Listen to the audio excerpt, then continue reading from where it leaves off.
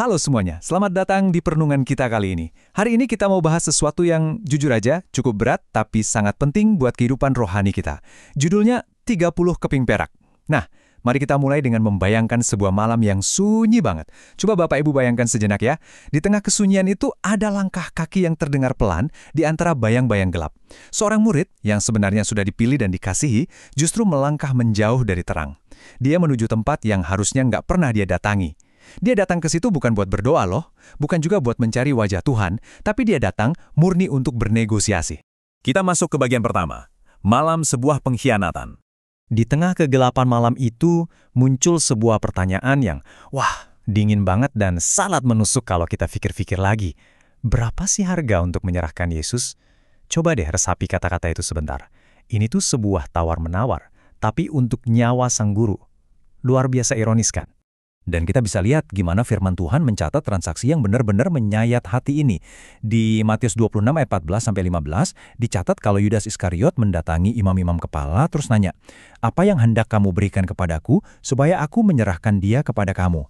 Dan akhirnya mereka bayar 30 uang perak ke dia. Sebuah transaksi yang amat sangat tragis. Bagian selanjutnya, harga seorang budak. Kita akan lihat apa sih makna sebenarnya dari harga ini. Poin krusialnya itu ada di angka ini nih. 30 keping perak. Saudara-saudara seiman, buat kita yang hidup di zaman sekarang, mungkin mikir, ini angka yang gede nggak sih? Sebenarnya, secara historis, ini sama sekali bukan angka yang besar. Ini bukan harga tebusan buat seorang raja, bukan juga kompensasi buat nabi besar. Ini jatuhnya adalah sebuah penghinaan. Gini loh perbandingannya. Di tradisi perjanjian lama, tepatnya di Keluaran 21 ayat 32, 30 keping perak itu cuma harga kompensasi buat seorang budak yang mati. Bayangin ya, seorang budak yang dianggap hina dan gak berarti. Tapi, yang ditukar malam itu adalah Sang Mesias, yang gak ternilai harganya. Tuhan semesta alam dihargai serendah budak. Yang maha mulia ditukar sama kepingan logam yang super murah. Bener-bener gak sebanding banget kan? Nah, kisah ini tuh ngajarin kita satu prinsip rohani yang penting banget. Pengkhianatan itu nggak terjadi instan dalam semalam. Nggak gitu konsepnya. Pengkhianatan itu selalu dimulai dari hati yang pelan-pelan menjauh. Yudas kan pernah ngikut Yesus, jalan bareng tiap hari, lihat langsung mujizatnya. Tapi diam-diam di sudut hatinya, dia mulai mencintai hal-hal lain. Dan tanpa dia sadari, kasihnya mendingin. Sampai akhirnya Yesus nggak lagi jadi yang utama di hidupnya. Sekarang kita masuk ke bagian introspeksi, 30 perak kita. Mungkin saat ini kita mikir di dalam hati, itu kan Yudas si pengkhianat. Saya sih nggak gitu.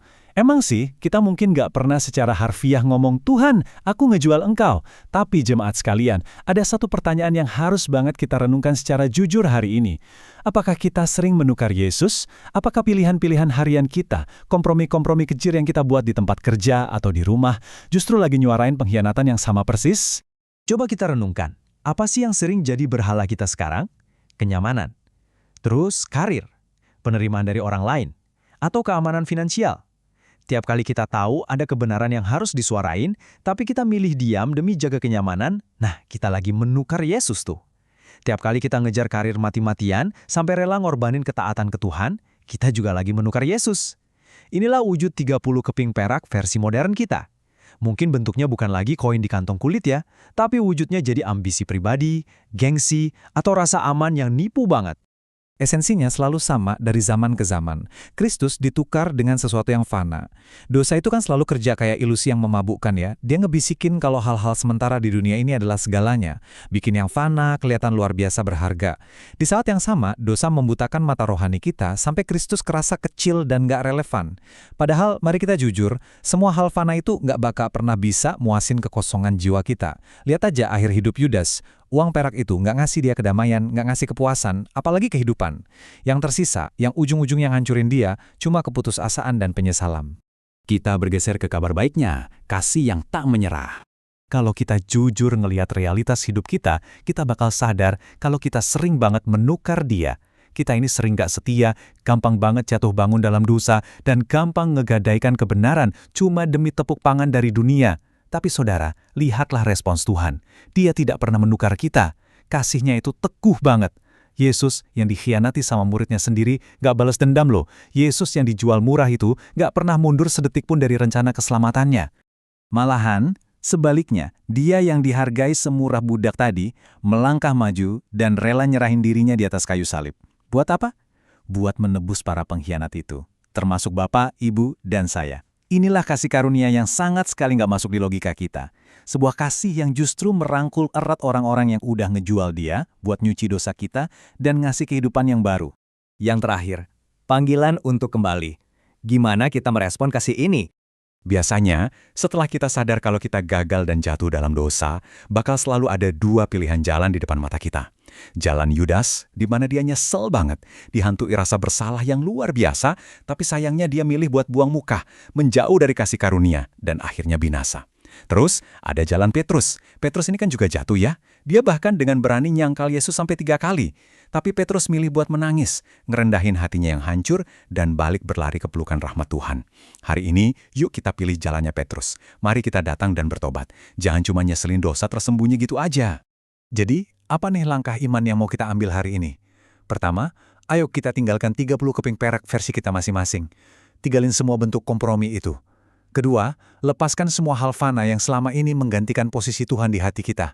Ketahuilah saudara, jauh lebih mending kita kehilangan pengakuan dunia atau kesempatan emas di sini daripada kita kehilangan kesetiaan ke Tuhan kita. Dan yang ketiga, jadikan Kristus kembali sebagai yang paling utama. Posisikan dia di atas segalanya, karena beneran deh, gak ada satupun di kolong langit ini yang bisa sebanding sama dia. Sebagai penutup dari perenungan kita hari ini, saya pengen ngajak saudara-saudara untuk masuk ke dalam saat teduh sebentar. Coba renungkan hal ini secara pribadi. Apa sih yang lagi Anda pegang erat-erat banget hari ini, sampai-sampai Anda mulai melonggarkan ketaatan kepadanya? Apa 30 keping perak dalam hidupmu hari ini?